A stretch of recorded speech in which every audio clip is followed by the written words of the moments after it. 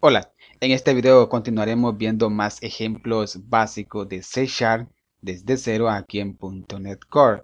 Bien, en el video anterior vimos un ejemplo de cómo crear o cómo utilizar la estructura o bucle llamada while. Bien, ahora veremos otro ejemplo de cómo utilizar otro bucle llamado do while. Bien, y para crear este bucle hay que colocar la palabra do. Luego, con la tecla Tab, Visual Studio me crea automáticamente la estructura básica del do while. Y como pueden observar, dentro de los paréntesis está el valor de true. Esto significa que para poder ejecutarse este do while, tiene que haber un valor true dentro de los paréntesis del while. Bien, podemos observar la diferencia entre los dos bucles. Ahora, la diferencia está en que el while lo que hace primero es verificar el dato que tiene dentro de los paréntesis. Si el valor que está dentro de los paréntesis es true, va a ejecutar lo que esté dentro de sus llaves. En cambio, el do while lo que hace primero, bien, la palabra do o do quiere decir hacer. Hace primero lo siguiente, ejecuta el código que tengamos dentro de las llaves para luego pasar al while y verificar el dato que contiene dentro de los paréntesis. Si el dato que está dentro de los paréntesis es true, este do while va a seguir ejecutándose, o sea que le otorgamos permiso para que nuevamente ejecute el código que coloquemos dentro de las llaves del do. Bien, lo que haré será copiar esta comparación, ya que lo mismo que hemos hecho con el while lo podemos hacer con el do while.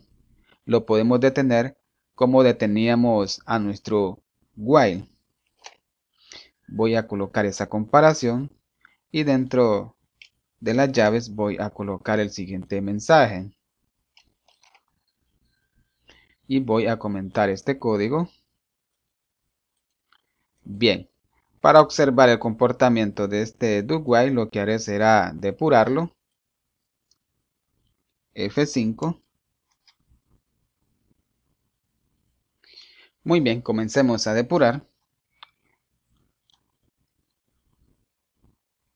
Como pudieron observar, ya ejecutamos el do while y pasamos al código que está dentro de las llaves del do. Muy bien. En cambio, con el while lo que teníamos que hacer primero era verificar el dato que tenía dentro de los paréntesis del while para poder verificar si el dato que estaba dentro de los paréntesis del while es true. Le concedíamos el permiso de ejecutar el código que tenía dentro de las llaves. En cambio, el do while lo que hace primero es ejecutar el código que coloquemos dentro de las llaves para luego verificar el dato que me va a retornar la comparación. Bien, mostramos el mensaje por consola, incrementamos la variable i. Ahora pasamos al while para verificar el dato que me está devolviendo esa comparación.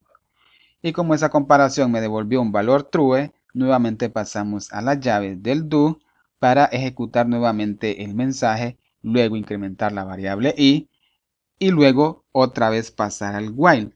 Bien, en esto consiste el do while, que lo que hace primero es ejecutar el código que coloquemos dentro de las llaves para luego verificar el dato que está dentro de los paréntesis del while. En cambio, el while lo que hace primero es verificar el dato que tiene dentro de los paréntesis, o sea, este while, para verificar si contiene el permiso de ejecutar el código que hemos colocado dentro de sus llaves.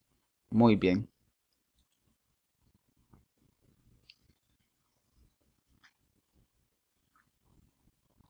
En esto consiste el do while. Prácticamente casi son idénticos. No son iguales, pero son idénticos.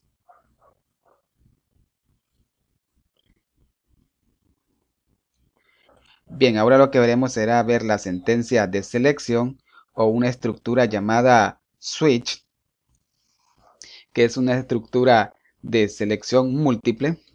Y para esto tenemos que colocar la siguiente palabra, switch, o como pueden observar, Visual Studio me muestra la siguiente sugerencia, dependiendo a lo que yo esté escribiendo. Y como yo deseo la estructura de selección switch, voy a seleccionarlo.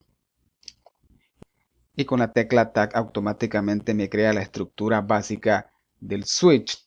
Pero para este ejemplo lo que haré será crear una variable de tipo string. La llamaré data y le voy a asignar un texto o un dato de tipo string. Muy bien. Ahora, dentro de los paréntesis del switch, lo que haré será colocar esa variable data. Bien. Ahora, dentro de los paréntesis del switch, nosotros podemos colocar cualquier dato que nosotros deseemos colocar, bien sea de tipo entero, de tipo string, para que nuestro switch utilice ese dato. Ahora, esta estructura viene acompañada de la siguiente palabra, de la palabra llamada case. Tenemos que colocar un texto. Yo voy a colocar C#. Luego hay que colocar dos puntos para cerrar el case.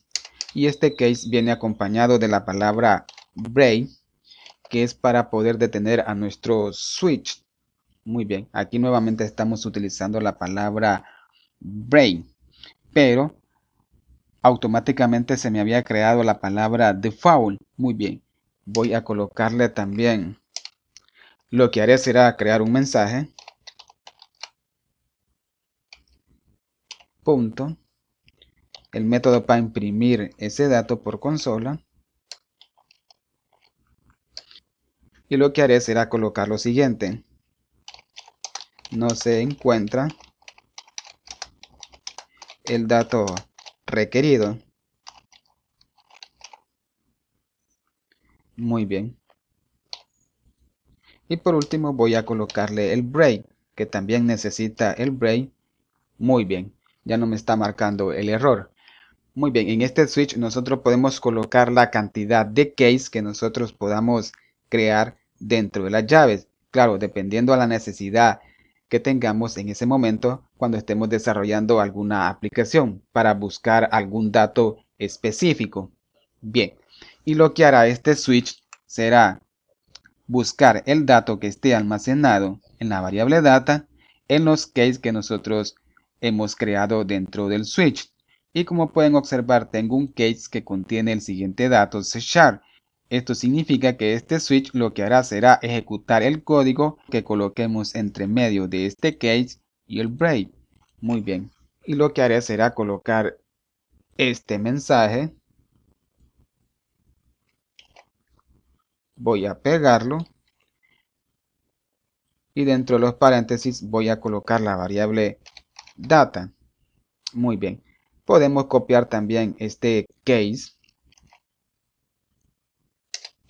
pegarlo y voy a cambiarle el dato de tipo string. Como pudieron observar, no pueden haber dos cases con el mismo dato, porque si hay dos cases que contienen el mismo dato, mostraría un error. Muy bien. Ahora, para observar muy bien el comportamiento de este switch, lo que haré será nuevamente depurarlo. Muy bien, comencemos a depurar con la tecla F10 o con el siguiente icono.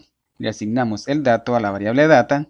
Pasamos al switch para verificar qué dato tenemos almacenado en la variable data, que en este caso es la palabra C#. Bien, ahora lo que hará el switch será buscar el case que contenga ese dato, el dato C#. Bien, y encuentra el case que contiene ese dato y por lo tanto ejecuta el código que nosotros hemos colocado dentro de ese case. Y es el siguiente mensaje para poder mostrarlo por consola. Ahora pasa al break y con el break lo que haremos será detener a nuestro switch porque le estamos indicando al switch que ya hemos encontrado el dato requerido, por lo tanto ya no es necesario que se siga ejecutando. Bien, correcto. Y por consola mostramos ese mensaje. Muy bien. Ahora, ¿qué pasa si yo en vez de la palabra C# le ingreso el siguiente texto, mi nombre, control más F5. Por consola visualizamos el dato que contiene el case que contiene la siguiente palabra o el siguiente texto. Muy bien, esto significa que ejecutó este código. Muy bien, ya que este case contiene el mismo dato que contiene la variable data. Ahora, con la palabra default lo que haremos será lo siguiente. Voy a colocar un texto que no esté en ningún case. Y lo que hará el switch será verificar el dato que está almacenado en la variable data y buscar si algún case contiene ese dato. Pero si ningún case contiene el dato que está en la variable data, lo que hará el switch será ejecutar lo que nosotros hemos colocado dentro de la palabra default, que será el siguiente texto o la siguiente cadena de texto. No se encuentra el dato requerido. Muy bien. Si ejecutamos la aplicación, muy bien, me muestra el siguiente texto, no se encuentra el dato requerido. ¿Por qué? Porque ninguno de los dos case contiene el dato que está almacenado en la variable data y por lo tanto el switch decide ejecutar el código que nosotros hemos colocado entre medio de la palabra default y la palabra break. Muy bien. Ahora, ¿qué pasa si nosotros no le colocamos la palabra break a los case? Voy a comentar la palabra break y aquí nuevamente estamos utilizando esa palabra break. Como pueden observar, me muestra un error porque es necesario que esté esa palabra break para poder ejecutar nuestro switch o los case que tengamos dentro de nuestro switch.